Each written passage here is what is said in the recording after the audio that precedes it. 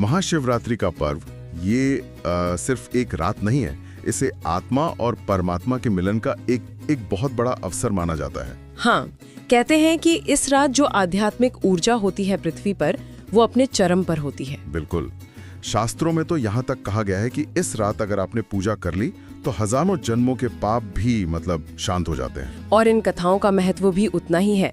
मान्यता तो ये है कि इन्हें सिर्फ श्रद्धा से सुनने भर से ही एक आध्यात्मिक यात्रा शुरू हो जाती है। सही बात है। ये सिर्फ कहानियां नहीं है, ये गहरे सिद्धांतों को समझाने का एक जरिया है। बिल्कुल।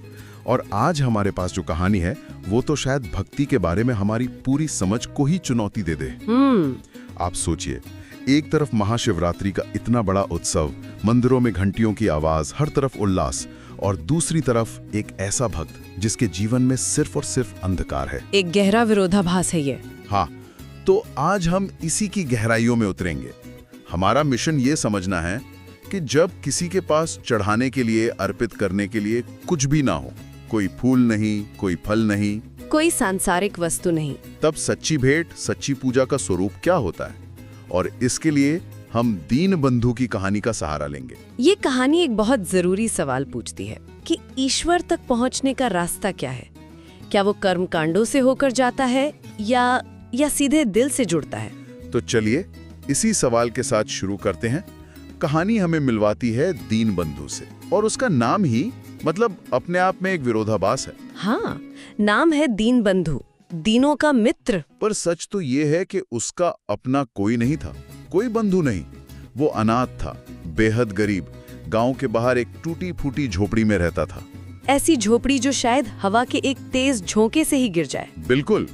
और उसकी जिंदगी में बस दो ही चीजें थी, एक तो हर समय की भूख और दूसरा समाज से मिलने वाला अपमान। समाज का व्यवहार उसके प्रति बहुत ही क्रूर था, और ये सिर्फ उसकी गरीबी की वजह से नहीं था, है ना? नहीं, बिल्कुल नहीं, उसकी पहचान को लेकर भी था। कहानी में दो घटनाएं इसे बहुत साफ दिखाती हैं। अच्छा। एक बार गांव के मुखिया के घर शादी थी और दीनबंधु बस इस उम्मीद में वहां पहुंच गया कि शायद कोई बचा हुआ खाना दे देगा। भूखा होगा बेचारा। और उसे खाने की जगह क्या मिला? मुखिया के बेटे ने उसे देखते ही लकड़ी उठा ली और चिल्लाया, भाग यहाँ से मनहूस, तेरी वजह से हमारा शुभ काम बिगड़ जाएगा। ओह। वो मार उसके कमजोर शरीर पर पड़ी। वो बेचारा दर्द से कराता हुआ वहां से भाग गया। मुझे लगता है वो लकड़ी की चोट से ज्यादा ना उस मनहूस शब्द ने उसे चोट पहुंचाई होगी। निश्चित रूप से आत्मसम्मान पर चोट थी वो। और दूसरी घटना तो और भी दिल तोड़ने वाली है। मंदिर वाली घटना? हाँ, मंदिर में प्रसाद बंट रहा था। दीनबंधु कई दिनों से भूखा था। वो ये सोचकर वहां गया कि भगवान के घर में तो कोई भूखा नहीं रहता। लेकिन जैसे ही उसने हाथ आगे बढ़ाया, एक पंडित ने उसे रोक दिया। रोका ही नहीं, अपमानित भी किया। साफ साफ कहा, खबरदार, तू यहाँ कैसे आ गया? तू तो नीच जाति का है, अपवित्र है, मेरा प्रसाद भ्रष्ट मत कर। और लाठी से मारने की धमकी भी दी। हाँ, अब यहाँ एक सवाल उठता है। समाज तो उसे तिरस्कृत कर ही रहा था, लेकिन ये तथाकथित धर्म के रक्षक भी वही कर रहे थे। मंदिर जो सबका होना चाहिए, वहाँ भी उसके लिए दरवाजे बंद थे। बिल्कुल। और देखिए, ये कथा का एक बहुत शक्तिशाली सामाजिक पहलू है। यहाँ शुद्धता का जो विचार है वो आध्यात्मिक नहीं, वो पूरी तरह से सामाजिक और जन्म आधारित हो गया था। सही बात है। ये तो धर्म के मूल सिद्धांत के ही खिलाफ है, जो हर आत्मा को समान मानता है। दीनबंधु का वो सवाल जो वो अकेले में आसमान की तरफ देखकर पूछता है, महादेव, क्या तेरे दरबार में भी मेरे लिए कोई जगह नहीं? ये सिर्फ एक भक्त की पीड़ा नहीं है, ये उस पूरी व्यवस्था पर एक बहुत बड़ा प्रश्न चिन्ह है। दीनबंधु हर तरफ से तिरस्कृत है, उसके पास सच में कुछ भी नहीं है। ऐसे में महाशिवरात्रि के दिन जब पूरा गांव जश्न मना रहा है, उसके मन में क्या चल रहा होगा? यही तो कहानी का सबसे दिलचस्प मोड़ है। देखिए, सामान्य तर्क तो यही कहता है कि उसे कड़वाहट से भर जाना चाहिए था। हाँ। ईश्वर से विश्वास उठ जाना चाहिए था। पर ऐसा नहीं होता। वो अपनी झोपड़ी में बैठा है, बाहर से भजनों की आवाजें आ रही हैं, लोग थालियां सजाकर मंदिर जा रहे हैं। और वो सोच रहा है, सबके पास कुछ है चढ़ाने को, फूल, दूध, बेलपत्र, मेरे पास क्या है? और उसे जवाब मिलता है कि उसके पास कुछ नहीं है सिवाय अपने टूटे हुए दिल के। लेकिन इसके बावजूद वो एक संकल्प लेता है। हाँ, वो तय करता है कि वो मंदिर जाएगा, चाहे कुछ भी हो जाए। ये हिम्मत कहाँ से आई होगी उसमें? जिसे हर बार भगाया गया हो, वो फिर से उसी जगह जाने का साहस कैसे कर पाया? शायद इसलिए क्योंकि इस बार वो कुछ मांगने या लेने नहीं जा रहा था। इस बार वो अपना सब कुछ, मतलब अपना कुछ नहीं होना ही समर्पित करने जा रहा था। अच्छा, उसके पास चढ़ाने को फूल नहीं थे, पर एक फटा हुआ दिल था। दूध नहीं था, पर आंखों में सच्चे आंसू थे। बेलपत्र नहीं थे, पर एक कांपती हुई आत्मा थी। और वो इन्हीं चीजों को लेकर मंदिर की ओर चल पड़ता है। हाँ, वो मंदिर पहुंचता है। अंदर भीड़ है, उत्सव का माहौल है। वो किसी को परेशान नहीं करता। एक अंधेरे कोने में शिवलिंग के ठीक सामने घुटनों के बल बैठ जाता है। कुछ बोलता नहीं है। शायद बोलने की हिम्मत ही नहीं थी, बस शिवलिंग को देखता रहता है। और फिर जो होता है वो भक्ति की पारंपरिक परिभाषा को ही चुनौती दे देता है। दीनबंधु की आंखों से आंसुओं की धारा बह निकलती है। वो फूट फूट कर रोने लगता है। उसका रोना किसी शिकायत जैसा नहीं था, वो एक समर्पण जैसा था। अनजाने में ही उसके आंसू शिवलिंग का अभिषेक कर रहे थे। एक मिनट, तो आप कह रही हैं कि उसे किसी चीज की जरूरत ही नहीं थी। हाँ? उसके आंसू ही उसका अभिषेक बन गए। बिल्कुल। ये तो पूजा की पूरी धारणा को ही पलट देता है। हाँ, ये भक्ति योग के मूल सिद्धांत को दर्शाता है, जहाँ भाव को कर्म से ऊपर रखा गया है। पतंजलि योग सूत्र में भी ईश्वर प्रणिधान की बात आती है, जिसका मतलब है अपना सब कुछ ईश्वर को समर्पित कर देना। हाँ, अपना अहंकार, अपनी पीड़ा, सब कुछ। दीनबंधु के पास कर्म करने को कोई वस्तु नहीं थी, तो उसने अपना सबसे शुद्ध भाव, अपनी पीड़ा और अपना समर्पण ही अर्पित कर दिया। उसका टूटा हुआ मन ही बेलपत्र बन गया और उसकी करुणा पुष्प। लेकिन क्या इसका ये मतलब है कि जो बाहरी कर्म कांड हैं, जैसे दूध चढ़ाना या फूल अर्पित करना, वो व्यर्थ हैं? नहीं, व्यर्थ नहीं है, लेकिन वो साधन है, साध्य नहीं। अगर उन कर्म कांडों के पीछे दीनबंधु जैसा सच्चा भाव नहीं है, तो वो खोखले हैं। अच्छा। और अगर दीनबंधु जैसा भाव है, तो उन कर्म कांडों के बिना भी पूजा पूरी हो जाती है। महत्व वस्तु का नहीं, उसके पीछे की भावना का है। और उसकी ये प्रामाणिक पुकार, ये पूजा सीधी कैलाश तक पहुंचती है। हाँ, कहानी का दृश्य बदलता है और हम कैलाश पर्वत पर पहुंचते हैं। माता पार्वती पृथ्वी पर हो रही पूजा को देखकर खुश हैं, पर तभी उनकी नजर उस अंधेरे कोने में रोते हुए दीनबंधु पर पड़ती है। उसका दुख इतना तीव्र था कि कैलाश पर महसूस किया गया। बिल्कुल। माता पार्वती का हृदय, जो करुणा का सागर है, वो द्रवित हो उठता है। वो भगवान शिव से पूछती हैं, नाथ, ये कैसा भक्त है? इसके पास कुछ नहीं है, फिर भी इसकी भक्ति में ऐसी आग है कि मेरा दिल पिघला जा रहा है। वो प्रार्थना करती हैं, स्वामी, क्या ये उचित है कि आपका इतना सच्चा भक्त इतनी पीड़ा सहे? संसार ने तो उसे दुत्कार दिया, पर क्या आपके दरबार में भी उसके लिए कोई जगह नहीं? कृपा कीजिए, उसे दर्शन दीजिए। यहाँ बहुत बड़ा सवाल उठता है।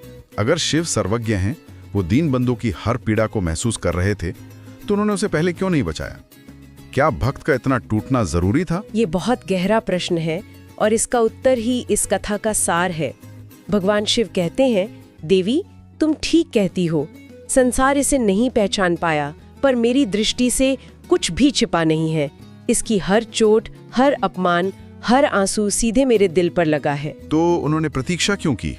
शिव बताते हैं, वो कहते हैं, इसका हृदय शुद्ध सोने का है, पर सोने को कुंदन बनने के लिए तपना पड़ता है। अच्छा। इसने इतनी ठोकरें खाईं, फिर भी मुझ पर से विश्वास नहीं खोया।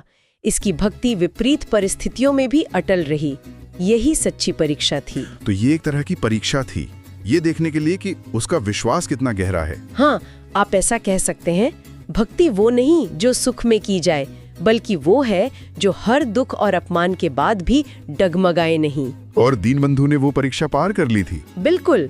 शिव कहते हैं, आओ, हमें इस भक्त को दर्शन देने होंगे। इसका समय आ गया है। ये समय का आना बहुत महत्वपूर्ण है। और इसके बाद जो होता है वो तो अद्भुत है। भगवान शिव और माता पार्वती मंदिर में प्रकट होते हैं। जहाँ दीनबंधु रो रहा था, वहाँ एक अलौकिक प्रकाश फैल जाता है। उसे तो पहले विश्वास ही नहीं होता। उसे लगता है कि ये कोई सपना है।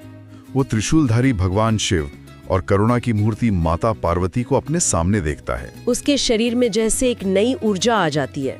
सालों की थकान, भूख, पीड़ा सब एक पल में गायब। वो कुछ बोल नहीं पाता, बस दंडवत प्रणाम करने के लिए जमीन पर गिर जाता है। और उसकी आंखों से अब दुख के नहीं, बल्कि कृतज्ञता और आनंद के आंसू बह रहे थे। और तब भगवान शिव की वाणी गूंजती है, उठो मेरे भक्त, तुम्हारे आंसुओं में जो शुद्धता है वो संसार के किसी भी चढ़ावे से कहीं ज्यादा कीमती है। तुम्हारी अटल श्रद्धा ने आज कैलाश को भी हिला दिया है। और फिर वो उसे वरदान देते हैं, लेकिन ये कोई सामान्य वरदान नहीं है। नहीं, शिव उसे धन दौलत या सांसारिक सुख नहीं देते, क्योंकि वो जानते हैं कि ये सब क्षणिक है। वो उसे वो देते हैं जो सबसे स्थायी है, ज्ञान। वो कहते हैं तुम्हारी शुद्ध भक्ति ने तुम्हें वो ज्ञान दिया है जो बड़े बड़े तपस्वियों को भी दुर्लभ है।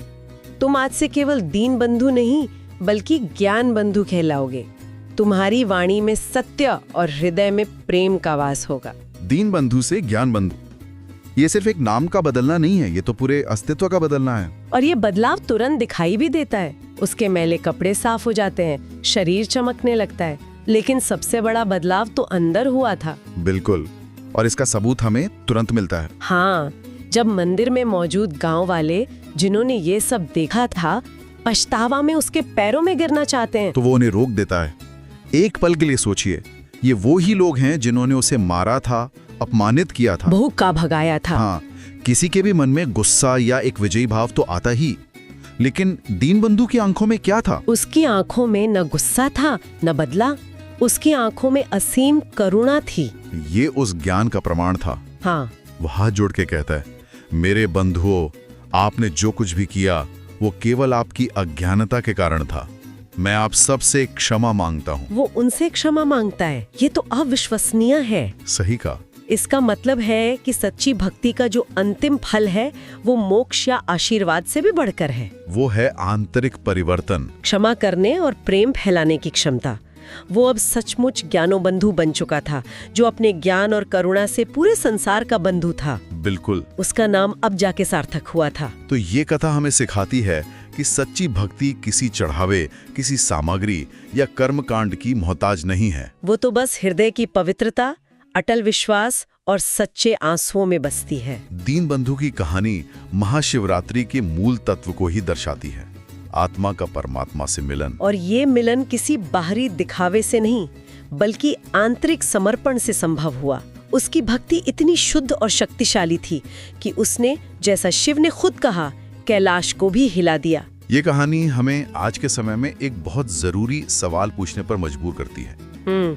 आज जब हम धर्म और भक्ति में बाहरी प्रदर्शनों, कर्मकांडों और सोशल मीडिया पर दिखावे पर इतना जोर देखते हैं, तो भक्ति के इस सबसे सरल, आंतरिक और गहरे रूप का हमारे जीवन में क्या महत्व हो सकता है? ये एक ऐसा विचार है जिस पे शायद हम सभी को थोड़ा सोचना चाहिए।